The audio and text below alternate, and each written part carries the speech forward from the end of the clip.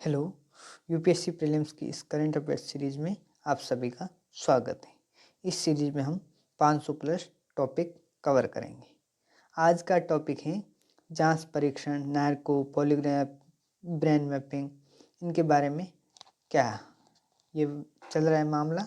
तो ये जो केस है सेल्वी बनाम कर्नाटक राज्य 2010 का, ये बहुत ज़्यादा फेमस है, तो इसको याद रखना है। इसके जो है पॉलीग्राफ टेस्ट में क्या किया जाता है, एक तो शारीरिक प्रतिक्रिया, बीपी, पसीना, पल्स, इनको मापता है और इनके आधार पर निष्कर्ष निकालता है। दूसरा है नार्को विश्लेषण, सोडियम पेंटाथेल, ये ट्रुथ सीरम भी कहते हैं इसे, का इंजेक्शन देकर अर्धबेहोशी की स्थिति में पूछताछ की जाती है। तीसरा तरीका है ब्रेन मैपिंग। इसमें क्या है कि मस्तिष्क के इलेक्ट्रोड्स लगाकर ये जो ब्रेन मैपिंग की जाती है। अब इसके संवैधानिक पहलू जो बहुत ज़्यादा इम्पोर्टेंट है। अनुच्छेद 20 भाग 3 कहता है कि खुद के खिलाफ गवाही देने के लिए मजबूर नहीं किया जा सकता किसी को भी। और अनुच्छेद 21 है निजता का अधिकार। तो इनके बारे में सुप्रीम कोर्ट ने क्या कहा है, इनका प्रयोग केवल जांच में मदद के लिए होता है, सीधे अदालत में सबूत नहीं माने जाते। जो ये तीनों के आधार पर, तीनों टेस्ट के आधार पर निष्कर्ष निकल जाते हैं, वो सीधे कोर्ट में पेश नहीं किया जा सकते। इनके आधार पर जो सबूत मिलते हैं वो कोर्ट में पेश हो सकते हैं। तो ये सेल्वी बनाम कर्नाटक राज्य है। दूसरा है विशेष श्रेणी दर्जा, स्पेशल कैटेगरी स्टेटस। अब ये क्यों विवादों में है या क्यों है न्यूज में, क्योंकि आंध्र प्रदेश और बिहार जैसे राज्यों की निरंतर मांग रही है इसके बारे में। अब इसकी क्या है हिस्ट्री, तो इसकी शुरुआत जो स्पेशल कैटेगरी स्टेटस 1969 में 5वें वित्त आयोग गार्डगल फॉर्मूला, यूपीएससी काफी बार पूछ लेता है कि कौन से पंचवर्षीय आयोग या कौन पंचवर्षीय योजना या कौन से वित्त आयोग, तो यह याद रखना है 5वें वित्त आयोग।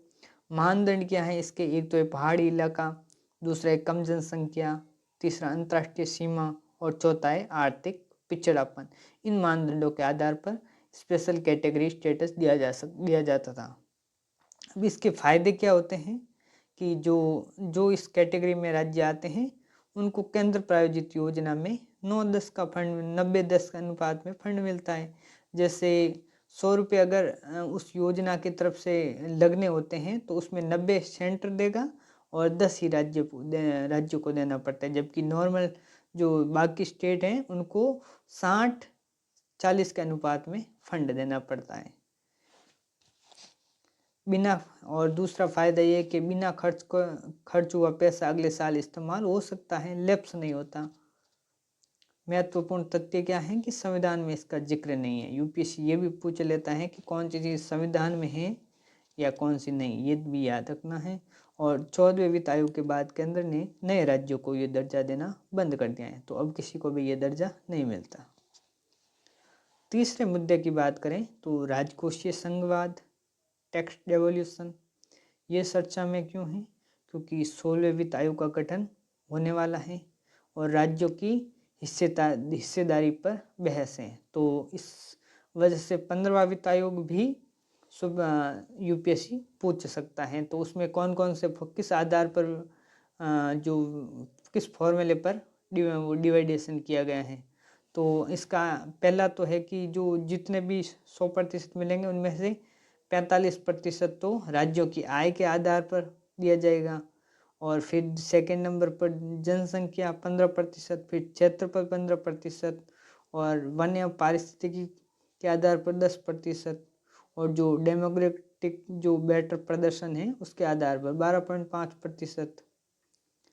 अब ये वर्टिकल डेवोल्यूशन देखो, ये तो था शक्ति यानी सभी राज्यों के बीच में, और जो वर्टिकल डेवोल्यूशन वो क्या है कि केंद्र और राज्यों में किस प्रकार बंटवारा किया जाता है। तो ये है 41% हिस्सा राज्यों को दिया जाता है और 59% केंद्र के पास जाता है। अब इसका ये क्यों है मुद्दे में, क्योंकि केंद्र सेस और सरचार्ज लगातार बढ़ा रहा है। सेस और सरचार्ज में जितना भी फंड होता है वो राज्यों के साथ केंद्र को बांटना नहीं पड़ता, तो वो पूरा केंद्र को मिल जाता है। अब दिक्कत ये है कि अगर कोई चीज़ पे टैक्स है उसकी जगह सेस और सरचार्ज बढ़ा रहा है तो उसमें राज्यों को नहीं मिलता, इसमें केंद्र को मिल जाता, तो ये राज्यों के लिए एक नुकसान की बात है। और केंद्र आजकल ऐसे कई सारे चीज़ों में सेस और सरचार्ज में बढ़ा रहा है, पर टैक्स में नहीं बढ़ा है, तो राज्यों को घाटा हो रहा है। और चौथा मुद्दा है नागरिकता और हिरासत। असम में एनआरसी और विदेशियों को डिटेंशन सेंटर में रखने का मुद्दा है। अब किन आधार पर किसी गैर जो नागरिक है उनको आधार पर गिरफ्तार किया जा सकता है? एक तो है विदेशी अधिनियम 1946, दूसरा है नेशनल सिक्योरिटी एक्ट 1980। इस बार असम एनआरसी जो हुई ना, उसमें 19 लाख लोग बाहर हुए। नाम की स्पेलिंग, दस्तावेज की कमी, बड़ी समस्याओं की वजह से इतने लोग बाहर हो गए।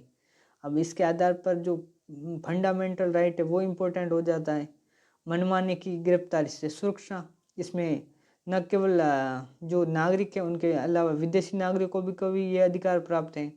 ये फंडामेंटल राइट होता है ना, कुछ नागरिकों को प्राप्त है, कुछ विदेशियों को प्राप्त है। नहीं, कुछ विदेशियों को नागरिकों केवल नागरिकों को प्राप्त है, कुछ विदेशी और नागरिकों दोनों प्राप्त हैं। तो ये पूछ सकते हैं, तो ये जो 22 हैं ये दोनों को प्राप्त है, और 21 की बात करें ये भी दोनों को प्राप्त है, तो ये याद रखना है। अब इसमें एससी का क्या रुख है? सुप्रीम कोर्ट का अनिश्चितकालीन तक हिरासत में मानवाधिकारों का उल्लंघन है। इसमें विदेशियों को भी अनिश्चित काल तक हिरासत नहीं रखा जा सकता। बिना राष्ट्रीयता सत्यापन के किसी के डिपोर्ट नहीं किया जा सकता, बाहर नहीं निकाला जा सकता कि भाई किसी भी राष्ट्रपिता क्या ये जाने बिना हम बाहर कहाँ निकालेंगे, तो ये भी मानवाधिकार का उल्लंघन है। और पांचवा टॉपिक है लद्दाख डोमिसाइल और छठी अनुसूची। लद्दाख में ज़मीन और नौकरी बचाने के लिए स्थानीय लोगों का विरोध हो रहा है, क्योंकि एक नया नियम आया है। लद्दाख में 15 साल रहने वालों को मूल निवासी का दर्जा मिलेगा। जो बाकी राज्यों के जो निवासी हैं वो अगर लद्दाख में 15 साल तक कंटिन्यू रहेंगे, लद्दाख में रहेंगे, तो फिर उनको डोमिसाइल नियम मिलेगा। अब वहाँ उससे क्या होगा कि वहाँ की ज़मीन काफ़ी बार उनके अधिकार भी मिल जाएंगे, तो इसलिए विरोध हो रहा है। और वहाँ आरक्षण की बात करें तो एसटी के लिए 80% नौकरियाँ रिजर्व है, जो जनजाति है वहाँ की। और छठी अनुसूची के लेकर मांग हो ही रही है। वर्तमान में छठी अनुसूची कौन कौन से राज्य में? ATMM, तो असम, त्रिपुरा, मेघालय और मिजोरम। याद रखना मणिपुर नहीं है। लद्दाख इसलिए चाहता है कि ताकि वो अपनी स्वायत्त जिला परिषद बना सके और जमीन संस्कृति पर खुद कानून बना सके। Thank you.